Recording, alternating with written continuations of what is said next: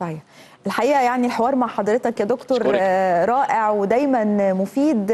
لو حضرتك تحب تقول حاجة تانية احنا ما أنا بس عايز أقول إن التوتر مهم جدا للمناعة، والتوتر وجود التوتر في البيت بيزود من نزلات البرد، وجود التدخين في البيت بيزود من نزلات البرد، قلة النوم مهمة جدا، ناموا بدري، ناموا بدون ضوضاء، الحاجات دي مهمة جدا.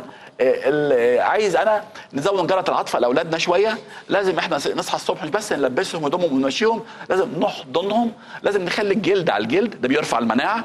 الطفل عنده هرمون النمو. طب تعرفي بقى حضرتك انا لما المس جلدي مع جلد ابني او بنتي انا بديها 5 هرمون للنمو. يبقى ده مهم جدا ان احنا ما نحرمش الاطفال من دول. مضاد حيوي مش عايزه خالص في نزلات البرد، مضاد حيوي مش هيعمل حاجه. مضادات الفيروسات حتى لو في احتقان في الزور ما فيش، بقول لك حتى لو يجي 30% هيكحوا عندهم، يعني مش مشكله. مضاد الحيوي هيشتغل على البكتيريا، ده مش بكتيريا، احنا بنتكلم على فيروسات، فدي ثقافه. يبقى انت بتضيع فلوسك على الفاضي. انا عندي حرامي ارش عليه مبيد صراصير، انا مالي، ده مش هشتغل عليه. مضاد الفيروسات غالي ومش عايزينه لان مش محتاجينه خلاص ومش متوفر ومفيش تطعيم. التطعيم الوحيد المتاح لنزلات البرد هو الثقافه واللي انا قلت عليه. غسل الايدي وقص الاظافر هام جدا في الفتره دي برضو كلها.